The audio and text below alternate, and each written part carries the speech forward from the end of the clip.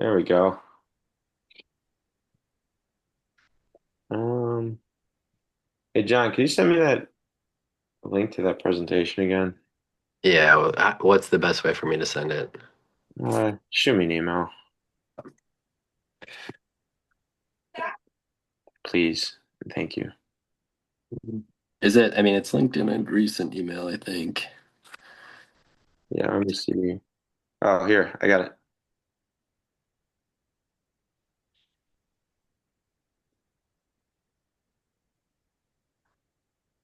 Mm-mm-mm.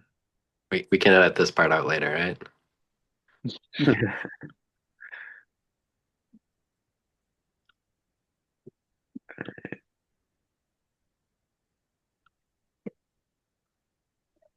Cool.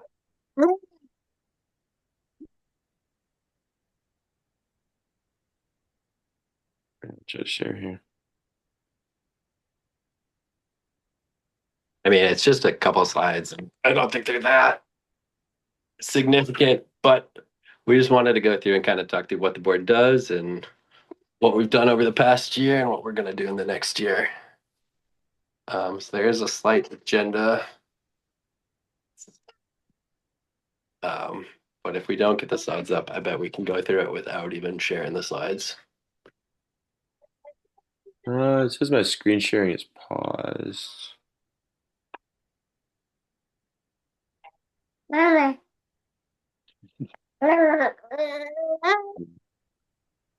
You guys can't see my screen, right?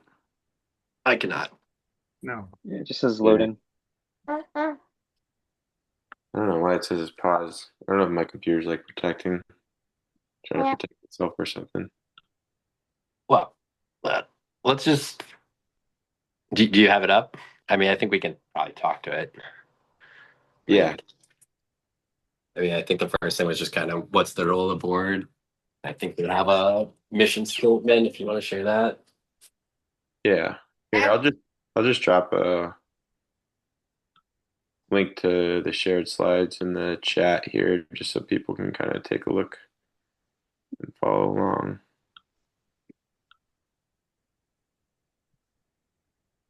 I don't already have it.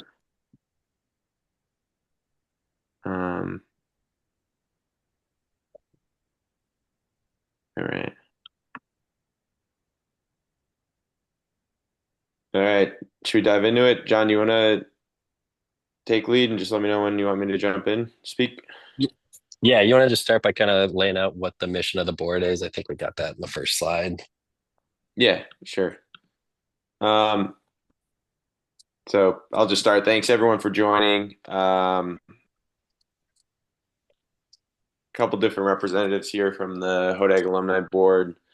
Um, Myself, I'm Jeff Vasquez. I think I know all of you. I'm current president. Might be trying to shift roles, but we'll get to that later. John Bergen, he's on the board as well. Thanks for putting this meeting together. Saul Diaz is our current team player and liaison to the board from the current team.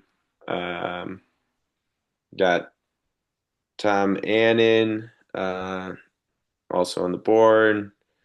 Brian Paradise, board member, and our recent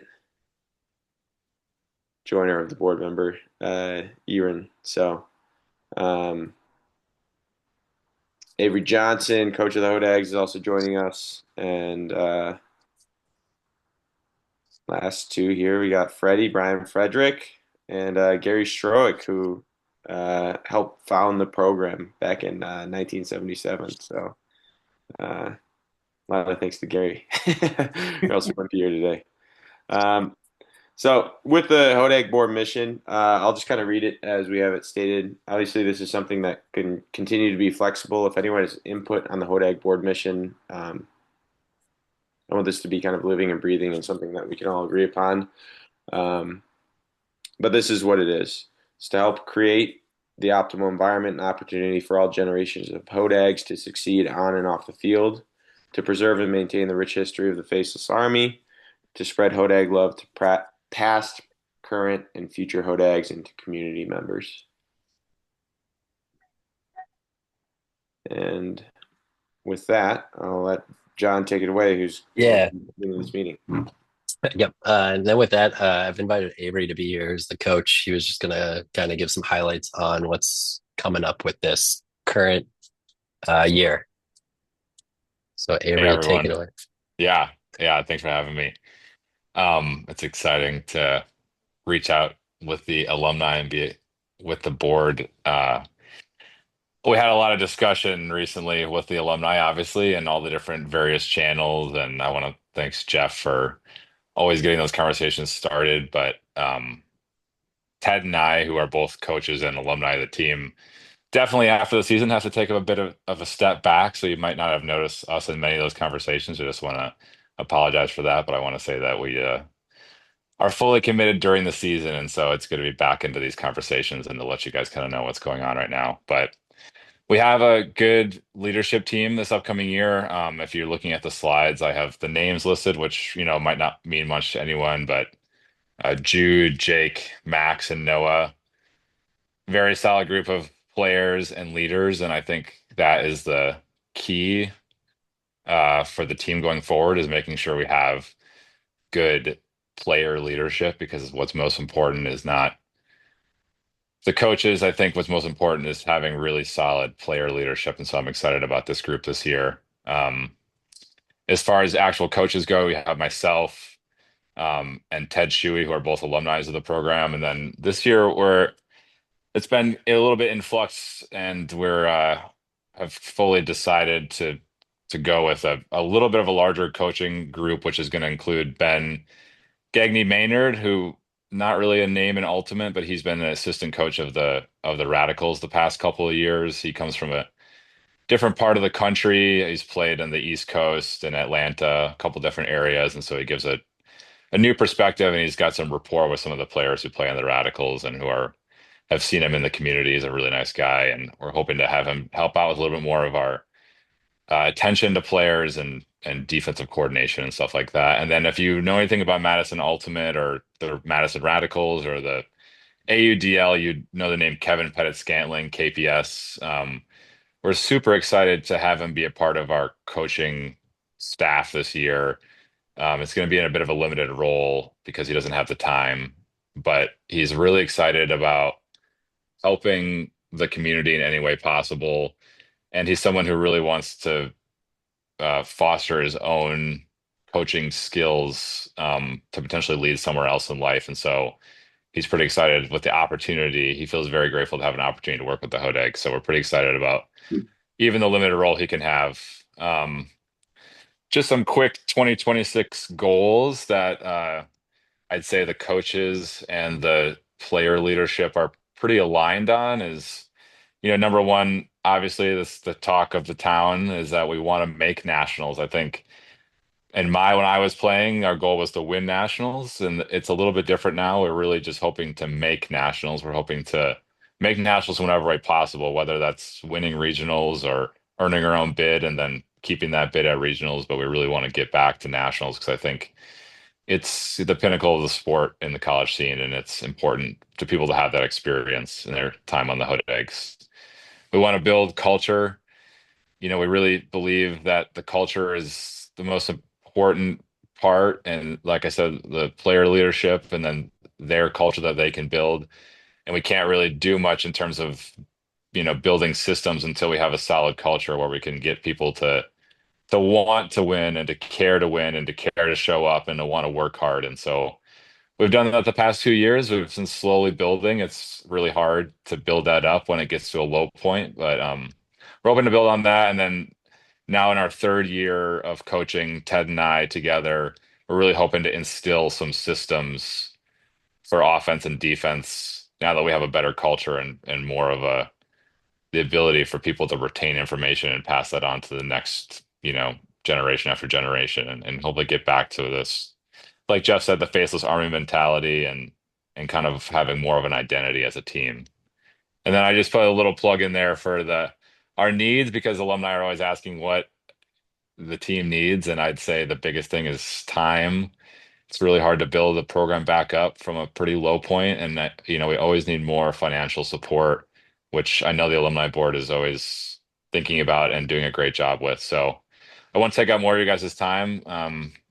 That's all I have. If anyone has any questions for later, feel free to ask them. So Thank you, Avery. Really appreciate you being here. And that was also a good segue, though. I think you guys can maybe see this. Yeah. But the thing that we're talking about is money. So I think this is the best screen sharing I can do. The endowment started in 2017, so we're on about year 8. I think right now we're at 113 or $115,000. Kelson is our CFO, I think that's the title, but he's in charge of the money. He couldn't make it here today. Um, but he has been working with the endowment. One big thing that he did recently was shifted how the money gets invested or when it gets invested.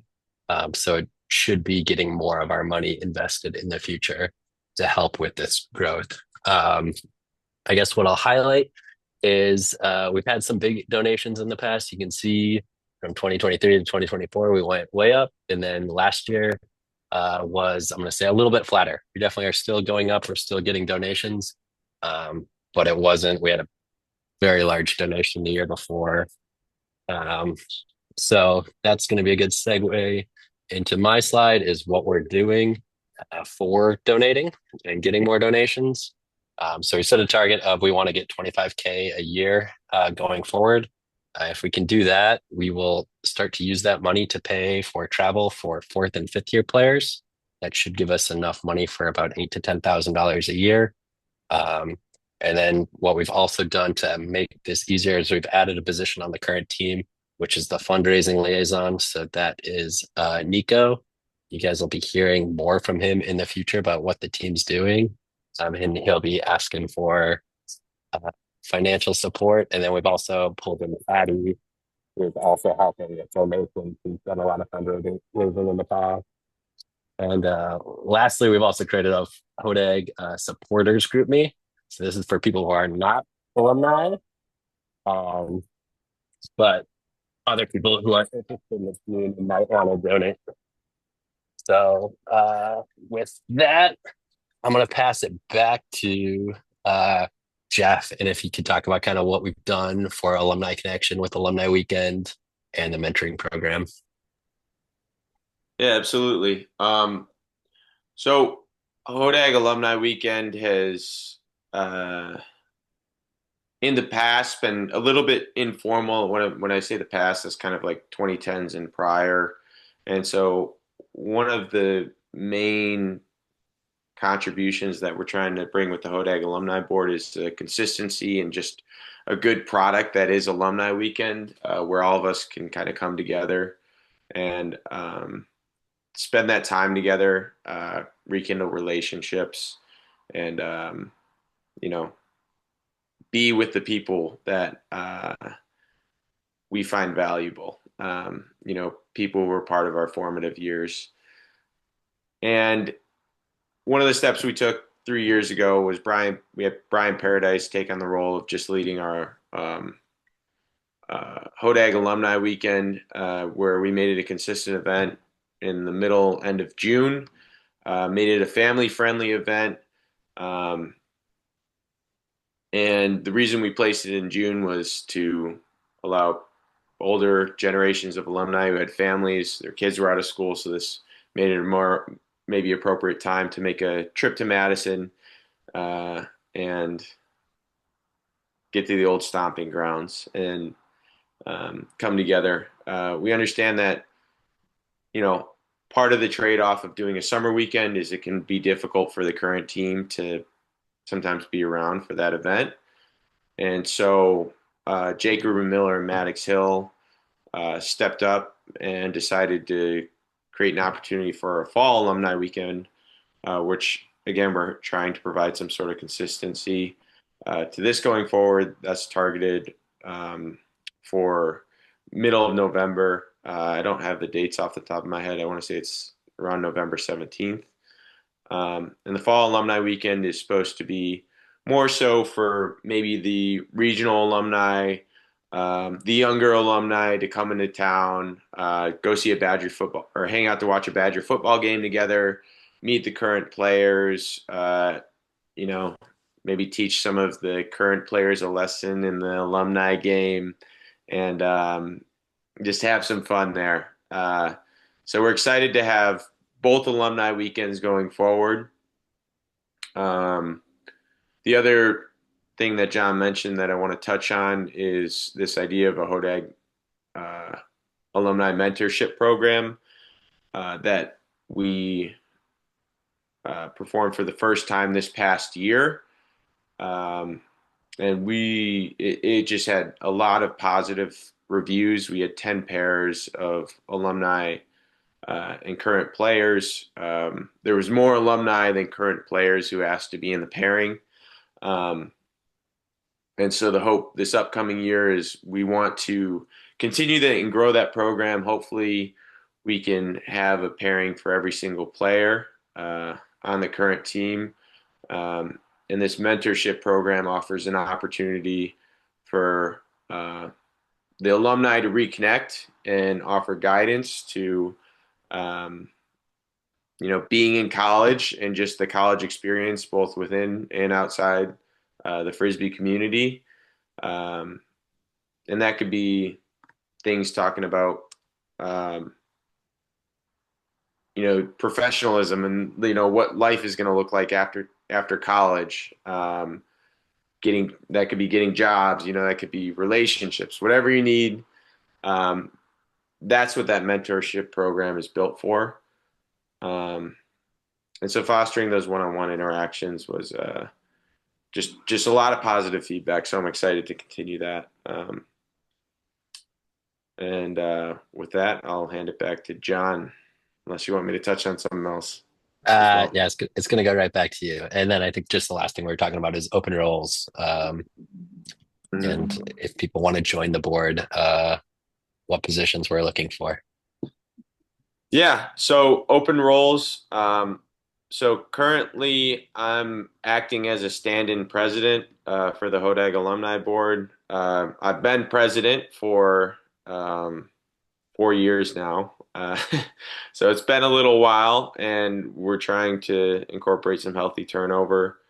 So with the president's role, basically you're kind of overseeing the strategy and the vision for the Hodag Alumni Board. This is a 3-year term to this role. Requirements basically it's going to be these.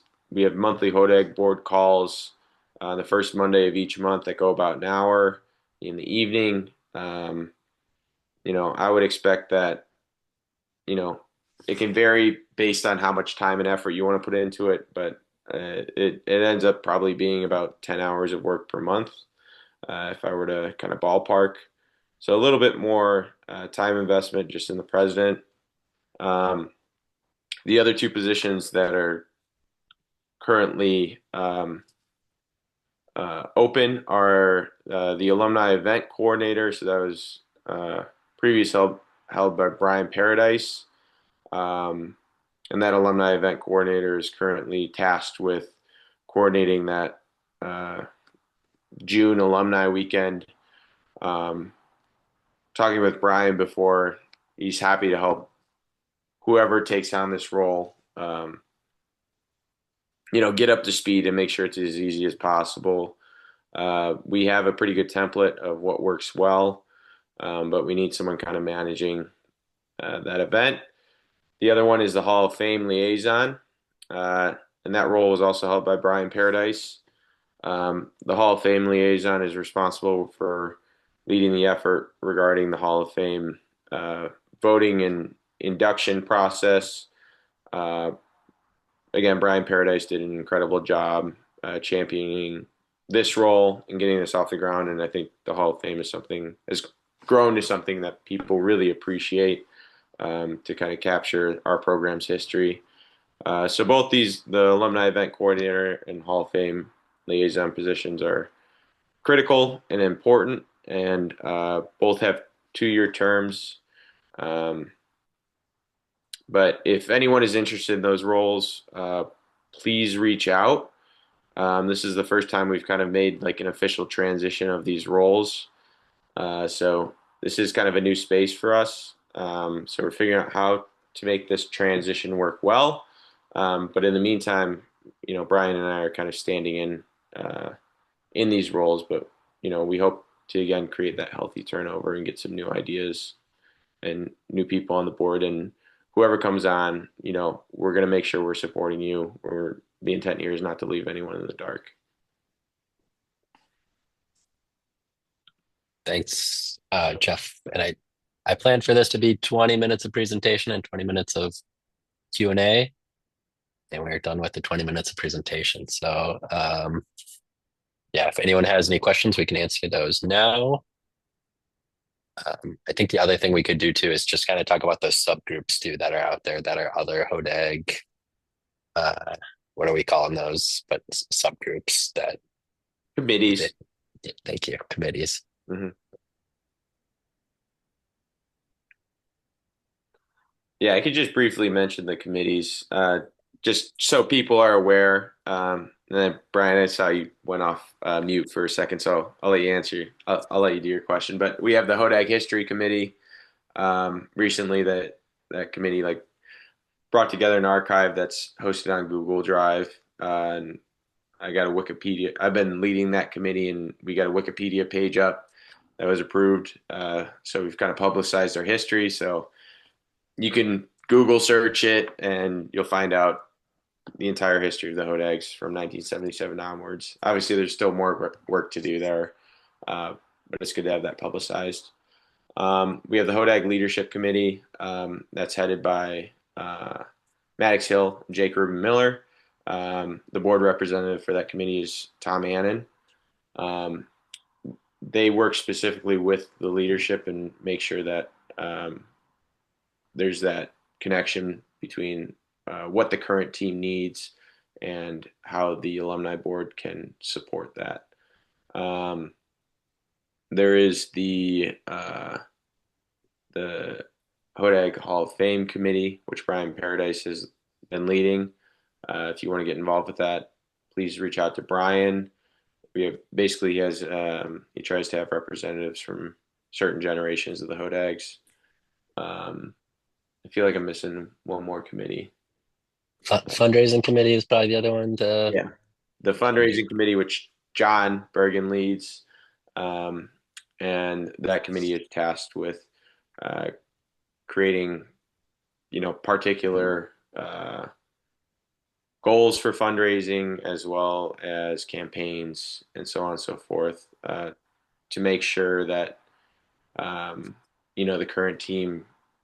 Ideally, the current team wouldn't have to be as concerned with finances, and we can kind of relieve some of that financial pressure so they can just focus on playing and being a team. So that's all the committees, and I'll let Freddie ask his question. So thanks for pausing. No, can you hear me? Sorry, I should start there. Yeah. That was good to go through that, and like there's a lot of good stuff, and thanks for all the work that you guys are doing. It's incredible. The But to the point earlier from Avery's slide, like what the team needs from us, like time and money. It was cool to see on the one of the group me chats, like a specific money ask was like a specific thing. I'm just wondering more about like the specific thing being the drone, which it makes a ton of sense. I think it's a great idea. But the other question in there is just what like because the team any more specific about like what kind of time, like in my mind goes right to like indoor playing. Like couldn't, I just want that was like an elephant in the room in my mind of like how can we improve this? But any other thoughts, specifics there, Avery? Yeah. So time being time, like you're talking about, and also time just being like, when something's broken down, it just takes a lot longer to build back up than I or maybe everyone else really imagines. And so, time in a very general sense of like nothing, there's no immediacy to all of these fixes, and we're hoping that over the course of time, these little builds will build the program back up into a better place. But back to your point of more specific needs, yeah, the drone was a great idea. I think the access to resources, like financial resources, kind of it allows all the things that we all think about. So like the indoor space, for instance, if we had unlimited financial resources, we do get some limited indoor space from the university, but we could potentially just continue to, you know, uh, get more indoor space from some of the spaces in Madison if we were able to pay for that, or look to some place like Milwaukee for a more expensive yet bigger indoor space, things like that. So I think money could specifically go to that, and if that is a need for us for sure. Um, I think what we're talking about with like the fourth and fifth year travel um, payment thing is a really big deal, and I do think that the financial burden really does weigh on a lot of kids right now because partially because the passion is not there, and so they are weighing the financial burdens a little bit heavier than I think some people I played with did. I think some people I played with just that's all they cared about. They didn't care about the financial burden. They wanted to play and whatever it took. So I think that's another great specific idea. I think one thing that we haven't talked about in this meeting, but other people have brought up is doing more recruiting.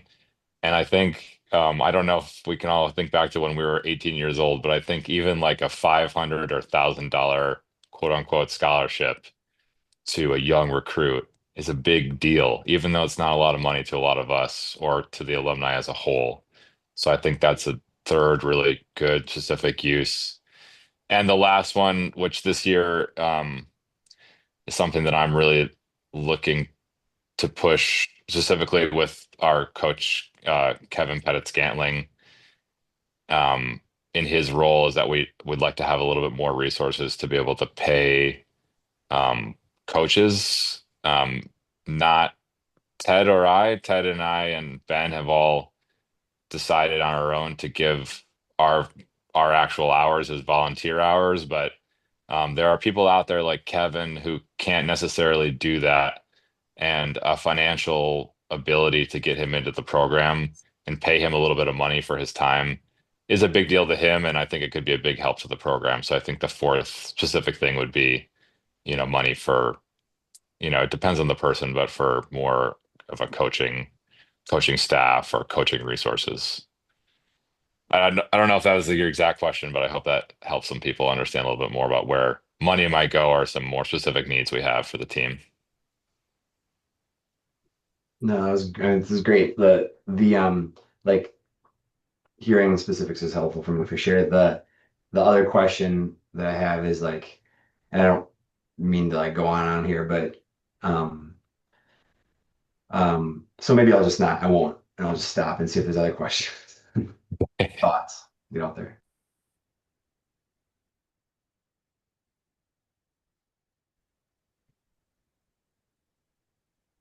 I can just add to that is the team in the past has had a good graphical of their budget. And typically, from what I've seen over the past couple of years, the team spends right around $50,000. If you look at money that comes in through tournaments, grants, and whatnot, it's about $25,000. And then there's $25,000 that is usually flights and hotels that the team pays for it themselves. A good way to think about it too is there's probably about 25 people on the team, so it ends up being maybe $1,000 a player. And that's where we kind of get our, hey, if we can get the endowment up to 200K, we can pull out $10,000 a year. And if there's 10, fifth or fourth years, we can pay for their travel. It's going to take more to get it to pay for everyone, but that's kind of the how we got to that number for 200K. But if we get 25K each year over the next 2 years, I think we're probably at 180, 175K, and we're well on our way to get there, even if we're pulling out 10,000 a year at that point.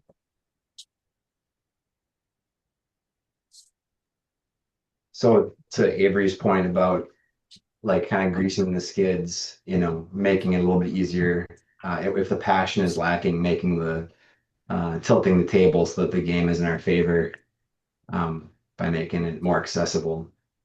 Um, and then acknowledging that the time like to rebuild try to rebuild that passion, see if we can get that. Um, that's actually the nightest for my question about specifics. Like, what does the team want? Do we know they, what do we know what that leadership group wants? Like, how much do they want KPS? Like, I love that guy. Like, I've never met him. I watch him play and I just love him. Um, Yep. I would assume that he's going to make the program better, but Uh, that's only chance favors the opportune mind. And if they're not looking for it, you know what I mean? So like, and have they voiced that? they have, yeah, there's actually been pretty specific asks from what's the competition committee, or I forget what the committee is, but I think it's 2.5 thousand for KPS. They want another 2.5 just for general coaches travel, and then they wanted the drone. So that's what came for the team currently this year. So that's what has been asked for. It's awesome. Yeah. And then I think in our next board meeting, we'll kind of look at our financials and figure out how much money we'll give the team this year. It's kind of a good next step for our next meeting. Cool. Just as long as I'm unmuted. Just a thought about the board positions, like start getting people to nominate each other. Like it's if somebody else is nudged, that might make it a little bit easier. Have you guys done that? Have we done that before? Now this is still fresh, so I think that would be a good idea. Yeah. Just trying to Make think. people say no.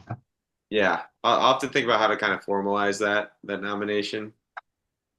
Uh, Sure. but I mean, there's a lot of college grads that are very passionate about this program. Like if you get a warm butt in the seat, like they're gonna probably do a really good job. Like they'll work hard. mm, But yeah, if you yeah, if you're scratching, like if you get to like year six, Jeff, and you're like clawing your eyes out, like yeah, no, it's a labor of love. It's volunteer. You know, I've I've definitely enjoyed this role in this position and the things that have come from it. Um, and I'm excited to kind of get new ideas in here, and it's not like I'm planning to just step away and disappear. I don't think I have the capacity to do that. um, but yeah, I mean, the big thing with like getting people on the board that I've kind of realized is passion is nice, but like experience is really important. So if we can get someone in who has a background in, you know, like having a guy like Kelson step in as our CFO and do financials when his job is to do financial projections in the real world is, you know, more helpful than someone who is just passionate about the Hodags and is filling an open board seat. So uh, nominating specific people with expertise for particular roles is can add a lot of value. Though, you know, passion will also work. I'm not saying it's not like we have to have the best expert to be in the role, but if I got to pick between the two. yeah, I think like you're right. Mm, Nobody would nominate me or Drew or Muffin for financial stuff, but um, there are some people that can do a good job with it. So God bless Kelson. Oh, yeah. and I guess just two random questions.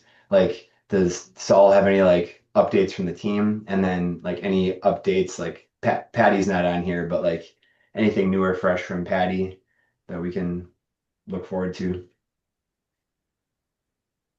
Mm, Just from me over here, little update on the team. We had our first few captains practices. Been playing mini for the past few weeks, three times a week, and a bunch of us actually got together to make a sectionals team, and we just played there, and that was really awesome. There were a lot of alumni who were like giving us a lot of props and giving us tips while we were playing. It was really awesome to see that. On top of that, we have tryouts starting tomorrow, actually, and going on next Tuesday and Thursday for the next few weeks. And yeah, we're looking at Wisco in October, and then we are traveling to CCC in early November. That's a lot. Yeah. That's a lot. And then I can provide an update just on the fundraising. It's our next meeting is waiting on. We've asked for a report from the endowment foundation of basically the history of the donations. So we're going to have a list of who's donated. We have that new nice document with 100 alumni, and we're going to next time we meet, we're going to kind of compare the two, figure out where we can ask for money, and then start reaching out to people individually. So, but right now we're just waiting on the history of who's donated to the endowment, and then we'll have our next fundraising session.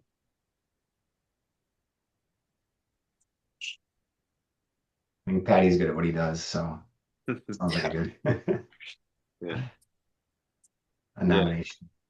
I think one other thing I'm excited about, and I've kind of had in the works in the back, is just this is kind of in part with the Hodag History Committee, but now that we've kind of like captured the history, at least somewhat on this Wikipedia page, it's thinking about how do we better establish university relations with the team to get continued access to facilities funding, so on and so forth. I think that's definitely kind of in the long term, maybe 5 to 10 year kind of plan, but I just want to start planting those seeds now, because at least in the D3 space, you see a lot more support of their club sports than you do in the D1 space. But as ultimate frisbee continues to grow in popularity, eventually the D1 schools are going to start catching on, and I want to make sure uh, Wisconsin is one of the first that supports their D1 frisbee programs. Um, That's exciting. Right, I said we'd keep this to 40 minutes. I think we're at the 40-minute mark. I will say, I had a friend here who told me, "Hey, you guys have a Wikipedia page now," and then he also said, "You're not in it." So, so but Okay. people have noticed. Love that. All right, we'll probably do this again next year. I think it's just a good way to kind of open up what the board's doing and keep people in the know. And then I think we'll send out this recording to the alumni group as well. Hmm. Please, last note I'll say is just like, please feel free to reach out at any time. Get in touch with me. You can email hodagboard@gmail.com. Um, email out to the list. Like, I love hearing from everyone. I love the ideas when they come in. Um, you know, it invigorates and excites me to see other people excited about their ideas, and I want to enable others to be able to contribute in ways that they want to contribute and are excited about. So, uh, thanks, John, for setting this up, and thanks everyone for hopping on. Appreciate you, Avery, hopping on as well, and for taking on coaching the team this year. Give Ted my best as well, and Well, and yeah, I'll see you guys when I move back to Madison this fall. So, nice. Thank you. Thanks, everybody. all right, thank you. Have a good night and good luck with Trout. So excited to see what the team shapes up to be. Thank you. Thank you. See you. All right, bye.